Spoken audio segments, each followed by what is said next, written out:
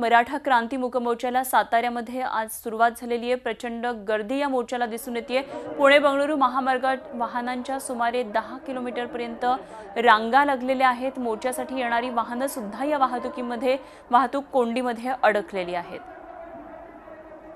आणि या मोर्चाविषयी आणखी सविस्तर माहिती जाणून घेऊया, ताज्या अपडेट्स त्यांच्याकडून जाणून घेऊया। आमचे प्रतिनिधी प्रताप नाईक सध्या आपल्या बरोबर आहेत। प्रताप, काय नेमकं सध्याचं चित्र दिसतंय? मोर्चाचं 12 वाजल्यापासून या मोर्चाला सुरुवात झालेली आहे आणि त्याच दरम्यान आणखी एक महत्त्वाची माहिती कळते ते म्हणजे पुणे बंगळुरू रस्ता जो आहे तो पूर्णपणे वाहतुकीची कोंडी झालेली आहे। त्यामुळे मोर्चामध्ये सहभागी होणारे जे लोक आहेत ते सुद्धा वाहतूक कोंडीत अडकलेत आणि इतर सामान्यांचे सुद्धा या वाहतूक कोंडीमध्ये वाहनं अडकलेली आहेत।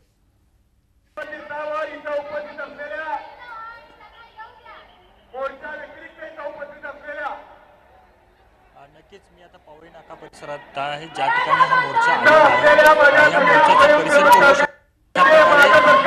परिसरामध्ये मोर्चेकर मोठ्या संख्येने दाखल झालेले आहेत। हे जे आहे जिल्हा परिषद असेल किंवा त्याच्या पाठीमागचा जो रस्ता आहे तो हायवेला जोडणारा रस्ता आहे। खूप साऱ्या संख्येनं मोठ्या संख्येनं हे मराठी बांधव रस्त्यावर आल्यामुळं ते वाहनांचे रांग आहेत ते हायवेवर लागलेले आहेत। अनेक मोर्चेकरी वाहनांत सुद्धा अडकून पडलेले आहेत आणि जे बाकीचे पोहोचलेले आहेत ते मोठ्या संख्येने या ठिकाणी दाखल झालेले आहेत। शेतकऱ्यांना कर्जमाफी झाली पाहिजे, शेतकऱ्यांच्या मालाला चांगला भाव दिला पाहिजे, ॲट्रॉसिटीच्या गुन्हा जो या कायदा आहे त्याच्यामध्ये शिथिलता आणली पाहिजे।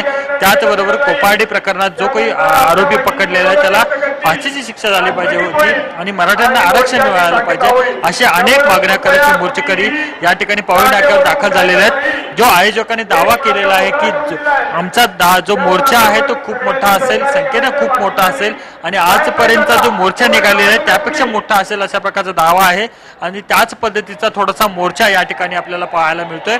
या मोर्चामध्ये महिलांची संख्या लक्षणीय आहे, महिला, मुली, विद्यार्थिनींची संख्या लक्षणीय आहे, तरुणांची संख्या लक्षणीय आहेत। अतिशय शिस्तबद्ध रीतीने हे मोर्चा सुरू आहेत। हे पवई नाक्यातली दृश्य बघू शकतो। या मोर्चामध्ये जे साताराचे खासदार उदयनराजे भोसले आहेत, त्याचबरोबर माजी मुख्यमंत्री पृथ्वीराज चव्हाण आहेत आणि साताराचे पालकमंत्री शिवतारे सुद्धा आहेत आणि हा मोर्चा आता या ठिकाणी सुरू आहे। थोड्याच वेळात या मोर्चामध्ये भाषणं सुरू होतील आणि त्याच्यानंतर या मोर्चाची सांगता होईल।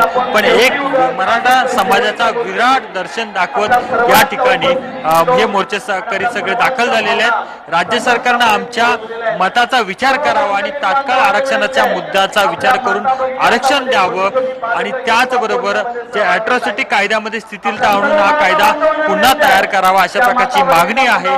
अशा प्रकारची मागणी करत हे सगळे मोर्चेकरी या ठिकाणी दाखल झालेले दिसतात। धन्यवाद प्रताप, दिलेल्या माहितीविषयी। झी 24 तास रहा एक पाऊल पुढे।